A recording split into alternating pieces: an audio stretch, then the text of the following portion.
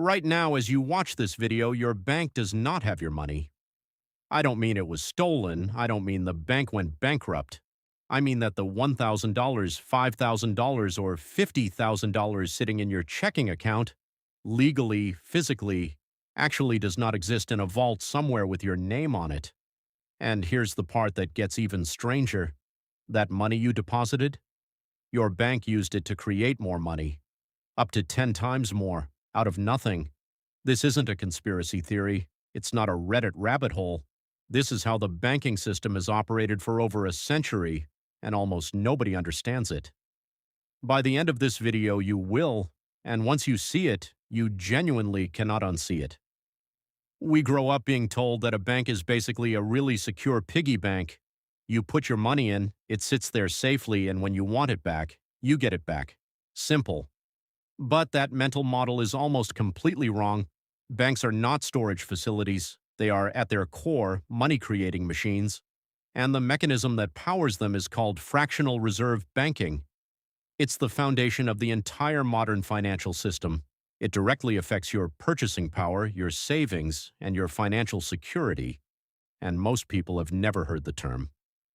So today we're breaking down three things: how fractional reserve banking actually works, how a single deposit multiplies through the system, and most importantly, what it means for you and your money right now. Let's get into it. Here's the core idea. When you deposit money into a bank, the bank is legally required to hold on to only a fraction of it. Historically in the US, that requirement was around 10%. The rest, 90% of your deposit, the bank is free to lend out to someone else. Think about what that means in practice. You deposit $1,000.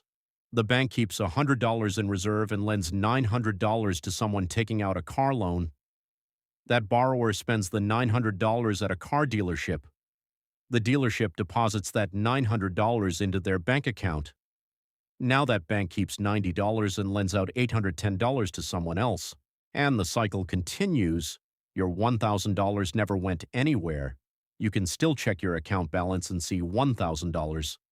But simultaneously, that money has been lent out, redeposited, and lent out again, multiple times over.